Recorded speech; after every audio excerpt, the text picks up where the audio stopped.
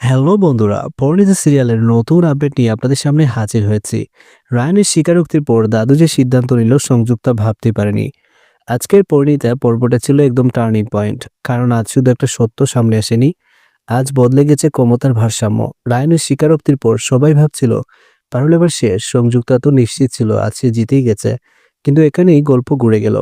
আপনারা খেয়াল করেছেন কিনা জানি না, রায়ান যখন বলল হ্যাঁ আমি পারুলকে ভালোবাসি, তখন বাড়ির সবাই কথা হারিয়ে ফেলছিল। কিন্তু একজন মানুষ তো কোনো কিছু বলেনি, দাদু। এই চুপ থাকাটাই ছিল সবচেয়ে ভয়ঙ্কর, কারণ দাদু যখন চুপ করেন তখন বোঝা যায় ভেতরে ভেতরে তিনি সিদ্ধান্ত নিয়ে ফেলেছেন। সংযুক্তা ঠিক তখনই ভুল করে বসে, সে ভাবে এই নীরবতা মানেই তার জয়। সে আর এক ধাপে এগিয়ে যায়, দাদু তাই বুঝাতে থাকে এই সম্পর্ক কতটা ভুল, পারুল কতটা দায়িত্ব জ্ঞানহীন। এই সত্য সামনে না আনলে নাকি পরিবার ধ্বংস হয়ে যেত। কিন্তু এখানেই সংযুক্তা একটা বড় ভুল করে ফেলে, কারণ দাদু কখনোই যে বেশি কথা বলে তাকে বিশ্বাস করেন না, তিনি বিশ্বাস করেন কাজ আর মনোভাব। দাদু ধীরে উঠে দাঁড়ান, ঘরের ভেতর তখন এমন নিস্তব্ধতা, ঘরের ঠিক ঠিক শব্দও যেন শোনা যাচ্ছে। তিনি প্রথমে থাকান ফারুলের দিকে, আর এখানেই একটা জিনিস পরিষ্কার হয়, এ চোখে কোনো রাগ নেই, আছে গভীর পর্যবেক্ষণ। দাদু জিজ্ঞেস করেন, পারুল তুই জানতিস এমনটা হবে? পারুল মাথা নিচু করে বলে, না দাদু, আমি শুধু চাইছিলাম পিসিমণির বিয়েটা ঠিক থাকুক। এই একটা লাইন পুরো ঘরের আবহাওয়া বদলে দেয়, কারণ এখানে কোনো অজুহাত নেই, আছে দায়িত্ব। দাদু এবার রায়ানের দিকে তাকান আর বলেন, তুই আজ সত্য বলেছিস, এই সাহসটা আর সহজ না। এই কথাটা শোনার পর সংযুক্তার মুখ একবার লক্ষ্য করুন, সে একদম আশা করেনি এটা। কারণ সংযুক্তা ভেবেছিল স্বীকারোক্তি মানেই শাস্তি, কিন্তু দাদুর কাছে স্বীকারোক্তি মানে দায়িত্ব নেওয়ার ক্ষমতা। এবার দাদু সেই কথাটা বলেন, যেটা পুরো খেলাটা উল্টে দেয়। তিনি বলেন, এই বাড়িতে আজ কোনো বিচার হবে না, কারণ বিচার করার আগে আমি মানুষটা বুঝতে চাই।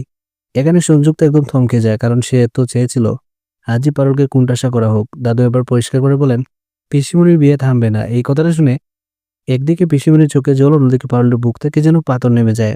কিন্তু দাদু এখানে থামেন না, তিনি বলেন, আর আজ এই বাড়িতে পারুলকে নিয়ে কোনো প্রশ্ন উঠবে না। এই একটা লাইনে সংযুক্তার পায়ের নিচে মাটি সরে যায়, কারণ সংযুক্তা ভেবেছিল আজ থেকে পারুল সন্দেহের মানুষ হবে, কিন্তু হলো উল্টো। দাদু আরো বলেন, যে মেয়ে নিজের কষ্ট চেপে অন্যের দায়িত্ব নেয় সে বিশ্বাসের যোগ্য।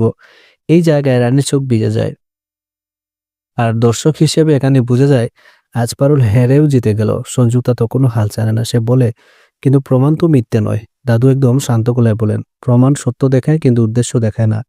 এই কথাটাই সংযুক্তার মুখ বন্ধ করে দেয়, কারণ তার উদ্দেশ্য আজ ধরা পড়ে গেছে। দাদুর শেষ সিদ্ধান্ত বলেন, পিসিমণির বিয়ের সব দায়িত্ব পারুলই দেখবে। তো বন্ধুরা, এই সিদ্ধান্তটা শুধু দায়িত্ব নয়, এটা আসলে একটা বার্তা।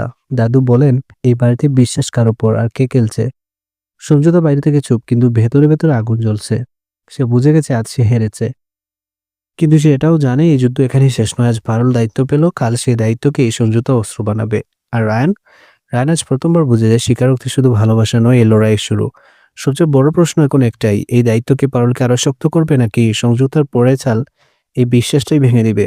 পরের সিরিয়ালে এমন এক জায়গায় দাঁড়িয়ে যেখান থেকে প্রতিটা পর্ব আরো ভয়ঙ্কর হতে চলেছে। আর পরের পর্বে সমঝোতা চুপ করে থাকবে না, এটা নিশ্চিত।